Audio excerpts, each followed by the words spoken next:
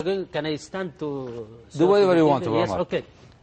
Ipapakita ko kung paano... The problem that, yeah, But, alhamdulillah, we are clear. So, first, ang gagawin is maghuhugas, hindi nakikita siguro. Please, okay, thank you. Unang-una, magkaroon ng layunin, ng intention, na ikaw ay gagawa ng wudu. Okay? So, ang gagawin mo first is, magkaroon ka ng layunin at sabihin mo, Bismillah. Pagkatapos noon, hugasan yung kanang kamay hanggang sa pulso. Ito hanggang pulso, dito lang. Ganyan. Hugasan hanggang sa pulso. Okay? Pagkatapos, kaliwa hanggang sa pulso din, ganyan. Okay? So, kung mayroon kang relo, pwede mong basahin yan. Or you can take this off, inshallah. Kunin mo yan. At hugasan mo ganon. No? Pagkatapos, magmumug ka. Gamit yung kanang kamay, kumuha ng tubig, magmumog, at ibuga. Tapos magmumog ulit, ng dalawa, ibuga ulit.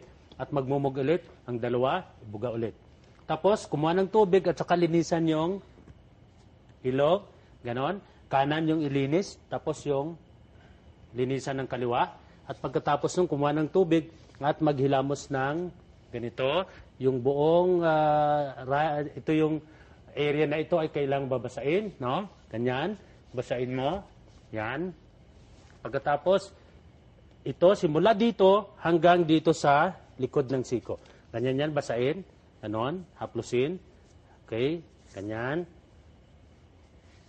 Okay. Pagkatapos, kaliwa naman, ganito. Ganyan. Okay, hugasan, hinay-hinay. Hanggang sa mabasa lahat. At pagkatapos, basain yung dalawang kamay, pagpag, at ihaplo sa ulo. Simula dito, ito. Ito yung hairline natin. Papunta dito. Okay? Tapos, tingnan mo, babalik ko. Ganyan. Tapos, diretso sa tenga. Ganyan. Isang beses. Pagkatapos noon, hugasan yung paa. Yung paa natin like this. Ganyan, paa. Yung bukong-bukong natin, ganito.